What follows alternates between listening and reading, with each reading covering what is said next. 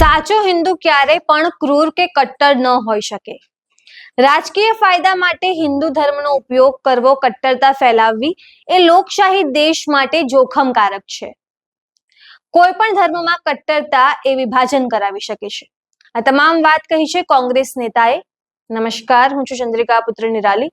તો કોંગ્રેસ નેતા મનહર પટેલે હાલમાં જ હિન્દુ ધર્મને લઈને કેટલીક વાતો કહી. આવો સાંભળીએ તેમણે શું કહ્યું. ઘણાની સમજ પ્રમાણે સૌ લોકો વાત કરે. છેલ્લા ઘણા વર્ષોથી આપણે રાજનીતિમાં ધર્મનો પ્રવેશ થઈ ચૂક્યો છે. એના ખરાબ પરિણામો આપણા સુધી, આપણા ઘર પરિવાર સુધી પણ પહોંચી ચૂક્યા છે. જે ધાર્મિક કટ્ટરતા ધરાવતા લોકો માટે આ આનંદનો દિવસ છે. ધાર્મિક કટ્ટરતા એની છે કે સત્તા વિહોણા લોકોનું એકમાત્ર બ્રહ્માસ્ત્ર છે કે ધાર્મિક કટ્ટરતાનો વ્યાપ ફેલાવો. પહેલા અનેક ધર્મોમાં એ આપણે ધાર્મિક કટ્ટરતાની વાતો સાંભળી, પરંતુ આ ભારત જેવા લોકશાહી દેશમાં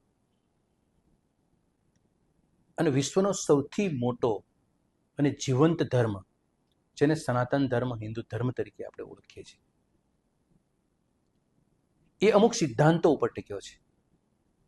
અને એ સિદ્ધાંતોના જે પાયા છે એ ખુદ હિન્દુના ઠેકેદારો જે બનીને બેઠા છે,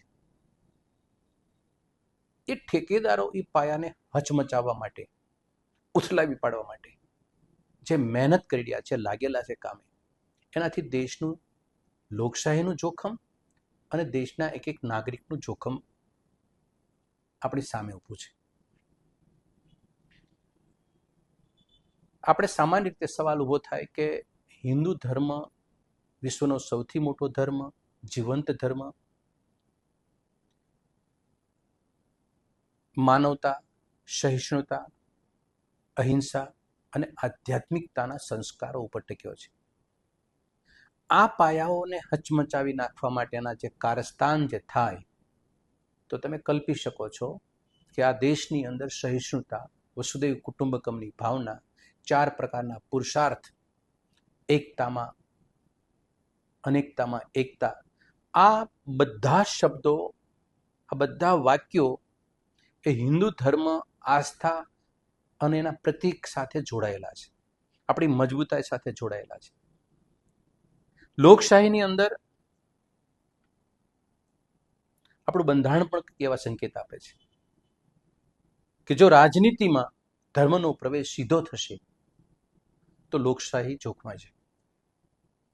એનાથી આગળ ધર્મને રાજકીય હથિયાર બનાવવામાં આવશે તો દેશ વિભાજનની પરિસ્થિતિમાં મુકાઈ જશે. જ્યારે દેશ વિભાજનની પરિસ્થિતિમાં મુકાય,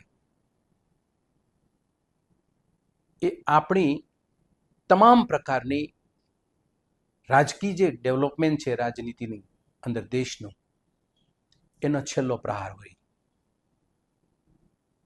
વસુદૈવ કુટુંબકમની ભાવના, જે ધર્મની વિશાળતા આ વાક્યમાં પડેલી છે કે વિશ્વને પરિવાર માનનારો આ ધર્મ છે. કર્મના સિદ્ધાંતો શું કહે છે? આ ધર્મની માન્યતા અને સમજ એમ કહે છે કે જેવું કર્મ કરો એવું તમે ફળ પામો. હિન્દુ ધર્મનો કોઈ અનુયાયી, કોઈ વ્યક્તિ, કોઈ મહાશય એ સત્તા હાંસલ કરવા માટે હિન્દુત્વ કે સનાતન ધર્મના હથિયાર લઈ અને હિન્દુઓ પાસે જાય અને સત્તા મેળવવા માટેની માનસિકતા ધરાવે, તો આ હથિયાર કોનું હતું? અને એ હથિયારથી હિન્દુઓની સુરક્ષા કઈ રીતે થઈ શકે? 4 પુરુષાર્થોનું વર્ણન આપણા શાસ્ત્રોમાં બહુ મજબૂતાઈથી લખ્યું છે. સૌ લોકોએ ધર્મ, અર્થ, કામ અને મોક્ષ આ જીવનના પાયાના સિદ્ધાંતોમાં પડ્યું છે. ઉપરાંત વિવિધતામાં એકતા, એના માટેનો એક શબ્દ છે એકમ સતપ્રિયા બહુતા વદંતી, એટલે સત્ય છે એ એક જ છે, પણ આપણે વિદ્વાનોએ એના અલગ અલગ રીતે એના અર્થ કાઢીને આપણી સામે મૂકેલી છે, આપણી સરળતા અને સમજ માટે.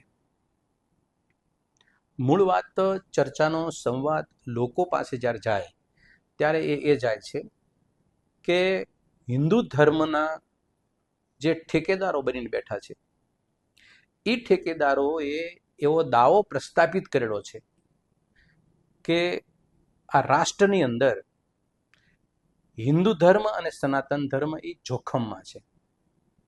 એ અનેક પ્રકારના વિચિત્ર પડકારો સહન કરે છે, એનું અસ્તિત્વનો સવાલ ઊભો થાય છે. એના માટે અમે એના હામી બનીશું અને આ હિન્દુ ધર્મને અમે બચાવશું, આ સનાતન ધર્મને અમે બચાવશું. ત્યારે કરોડો લોકોએ આ સવાલો એની સામે કર્યા છે કે માત્ર એક ભગવા કલરનો ખેસ પહેર્યો, કપાળ ઉપર તિલક કરલો, ભગવાન શ્રી રામનો નારો બોલી દો, મુઠ્ઠી હાથમાં હાથ બંધ કરી અને કોઈની પાસે સોગંદ લેવડાવો, 5-25 વર્ષના આવતા ઉત્સવો અને તહેવારો ઉજવી નાખો અને લોકોના દિમાગની અંદર ધર્મના હામી બનો અને અમે સુરક્ષિત આ ધર્મને રાખી શકશું એવો વિશ્વાસ અપાવો, તો આ બધા આગળના સિદ્ધાંતોનું પાલન કોણ કરશે? આનાથી હિન્દુ ધર્મ ટકી શકશે? આનાથી હિન્દુ ધર્મના પડકારો ઓછા થશે કે વધશે?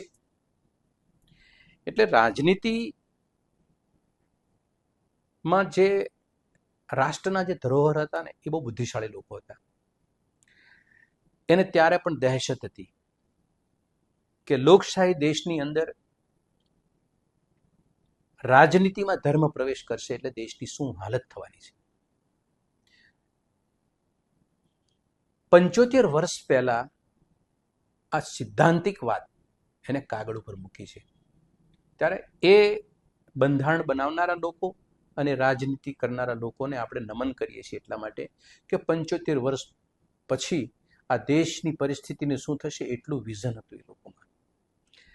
આજે જે રીતે હિન્દુ ધર્મને કચડવા માટે, હિન્દુ ધર્મની સામે જોખમો ઊભા કરવા, હિન્દુ ધર્મની જે વસ્તી છે એને ખોટો વિશ્વાસ મૂકવો અને જોખમમાં નાખવા, આ પ્રકારનું જે વાતાવરણ જે કલુષિત બની રહ્યું છે એના કારણે હિન્દુ ધર્મની નથી રક્ષા થઈ શકતી, હિન્દુની રક્ષા નથી થઈ શકતી, હિન્દુસ્તાનની રક્ષા નથી થઈ શકતી.